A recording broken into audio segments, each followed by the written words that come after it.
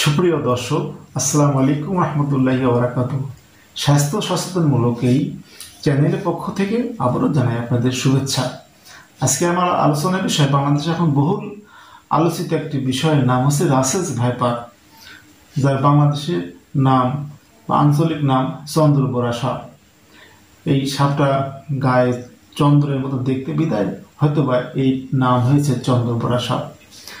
বাংলাদেশে জুন থেকে শুরু করে সেপ্টেম্বর এই বর্ষাকালগুলোতে কিন্তু সাপের দংশনের উপদ্রব বৃদ্ধি পায়, কারণ এই সময় বর্ষাকাল এবং সাপ খাবার এবং প্রজননের জন্য লোকালয়ে চলে আসে। লোকালয়ে আসার কারণে মানুষকে দংশন করে এবং সাপ কিন্তু কখনো মানুষকে দেখলে তীরে এসে দংশন করে না। যখন সে আক্রান্ত হয় অথবা সে মনে করে যে কেউ তাকে আক্রমণ করতে আসছে, তখন আত্মরক্ষার জন্য সে কিন্তু দংশন করে। অন্যান্য সাপ কিন্তু মানুষকে দেখলে পালিয়ে যায়, কিন্তু এই রাসেলস ভাইপার কিন্তু পালিয়ে যায় না, সেখানে স্থির থাকে এবং সে অনেক সময় ফণা তুলে, যাতে যে দেখেছে তার ভয় পেয়ে সে সরে যায়। তারপরে যদি না যায় অথবা যদি রাসেলস ভাইপার খুব কাছাকাছি আসে, সে তখন নিজে সেভ হওয়ার জন্য দংশন করে। যাই হোক, বাংলাদেশে প্রতি বছর, গত বছর অর্থাৎ 2023 সালে কিন্তু সমস্ত বাংলাদেশে প্রায় 4 লাখ মানুষ এই সাপে কামড়ে দংশনে আক্রান্ত হয়েছিল। তার মধ্যে 7,500 মানুষ কিন্তু মারা গিয়েছে। বেশিরভাগ মানুষই গোখরা, কেউটে এবং পাশাপাশি রাসেলস ভাইপার দংশনেও কিন্তু মারা গিয়েছে। 9 সালের কিন্তু আগে বাংলাদেশে এই সাপ বিলুপ্ত ঘোষণা করা হয়েছিল। 2009-এর পরবর্তীতে এই ইন্ডিয়াতে এই সাপটা অ্যাভেলেবল পদ্মা নদীর আশেপাশে, বিশেষ করে রাজশাহী বিভাগে কিন্তু এই সাপটা বেশি ছড়িয়ে পড়েছে। নাটোর, পাবনা সহ রাজশাহী এই সাপটা ব্যাপকভাবে ছড়িয়ে পড়েছে। অন্যান্য সাপও যেমন বিষাক্ত, তার থেকে এই সাপটা তুলনামূলক একটু বেশি বিষাক্ত, কারণ এই সাপটা দংশন করে কিভাবে, অন্যান্য সাপ একটু সময় নেয়, কিন্তু এই সাপটা এত দ্রুত দংশন করে, প্রায় 1 সেকেন্ডের 16 ভাগের 1 ভাগ এত দ্রুত দংশন করে এবং এটা কিন্তু দ্রুত দেহে ছড়িয়ে পড়ে। এই জন্য অন্যান্য সাপের তুলনায় এই সাপটা একটু বেশি বিষাক্ত।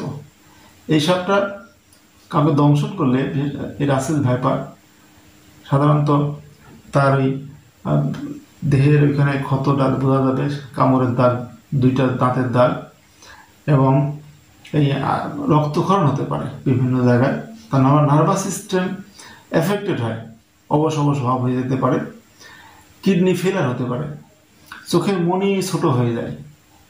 হ্যাঁ, এবং সাধারণত যদি অ্যান্টিভেনাম না নেওয়া হয়, 6 ঘন্টা থেকে 48 ঘন্টার মধ্যে রোগী মারা যেতে পারে। এখন কাউকে রাসেলস ভাইপার হোক বা অন্য কোনো বিষাক্ত সাপ দংশন করেছে, কি করণীয়? প্রথম করণীয় হচ্ছে, যেখানে দংশন করেছে সেখানে বেশি নড়াচড়া করা যাবে না, বেশি মুভমেন্ট করা যাবে না, স্থির রাখতে হবে। যত স্থির রাখা যাবে সে সাপের বিষটা তত স্লো দেহে ছড়াবে, আর যত মুভমেন্ট করা যাবে দ্রুত ছড়িয়ে মৃত্যু ঝুঁকিটা বাড়িয়ে দিবে। তাহলে 1 নম্বর কথা, সে অঙ্গটা স্থির রাখতে হবে। 2 নম্বর, আপনার একটা মোটা গামছা জাতীয় অথবা মাফলার জাতীয় মোটা কিছু দিয়ে বাঁধন দিতে হবে। খুব টাইট না, মিডিয়াম বাঁধন দিতে হবে। খুব টাইট বাঁধন দিলে আমাদের উপরে থাকে ভেন আর গভীরে থাকে আর্টারি। হ্যাঁ, তো উপরে যদি ভেনটা বা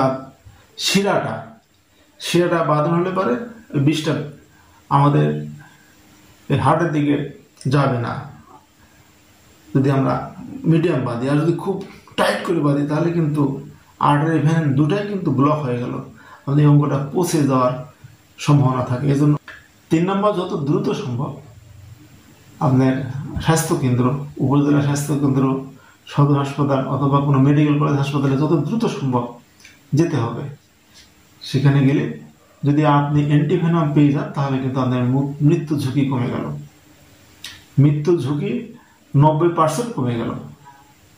এটা আপনি করতে হবে। আর এই সিজনে যেহেতু এখন জুন থেকে সেপ্টেম্বরের মধ্যে এই সময় বর্ষাকাল, সাপের খাবার এবং প্রজননের জন্য লোকালয়ে চলে আসছে, এই সময় আমাদের কি সাবধানতা এবং কি করণীয়? এই সময় আমাদের বেশিরভাগ ক্ষেত্রে কৃষকরা কিন্তু আক্রান্ত হয় এবং কৃষকরা কিন্তু 70% কিন্তু সাধারণত পায়ে দংশন হয়। এই সময় তারা বুট পরতে পারে, তাহলে পায়ে দংশনটা সেফ হবে। এবং রাত্রে চলাফেরার সময় টর্চ লাইট রাখতে পারে, হাতে লাঠি রাখতে পারে। হ্যাঁ, হাতে লাঠি রাখলে আপনি হয়তো বা সাপ আপনাকে দংশন করতে পারবে না। আর সাপ দেখলে কিন্তু আপনাকে অবশ্যই মারতে হবে, কারণ আপনি হয়তো নিরাপদ থাকলেন, অন্য কাউকে কামড় দিতে পারে, তাই সাপ দেখলে আপনাকে মারতে হবে। তারপরে যদি আপনার আশেপাশে কোনো গর্ত দেখেন, বাড়িতে আঙ্গিনায় ঘরের মধ্যে, গর্তটা আপনি বন্ধ করতে হবে, ইট দিয়ে হোক খোয়া দিয়ে হোক বন্ধ করতে হবে। এবং আশেপাশে ঝোপঝাড়গুলো পরিষ্কার রাখতে হবে। আপনার ফ্লোরে বা মেঝেতে না ঘুমিয়ে আপনার উঁচা খাটে ঘুমাতে হবে। এবং পারতপক্ষে এই সিজনে আপনার মশারি লাগিয়ে ঘুমালেন ভালো মতন, যাতে সাপ আপনার ঘরে ঢুকে আপনার খাটে আপনি উঠে দংশন করতে না পারে। ঝোপঝাড় পরিষ্কার রাখতে হবে।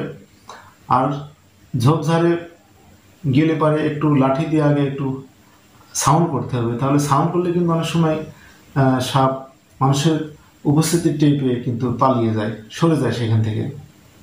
এই বিষয়গুলো আপনার ফলো করতে হবে। আর দংশন করলে তাকে কিছু না খাওয়ানোই ভালো, বিশেষ করে পানি খাওয়ানো যাবে না। যত দ্রুত সম্ভব আপনার স্বাস্থ্য কেন্দ্রে যেতে হবে। পরিশেষে আপনাদের আতঙ্কিত হওয়া যাবে না, সচেতন হতে হবে। আবারও সুস্থতা কামনা করে শেষ করলাম।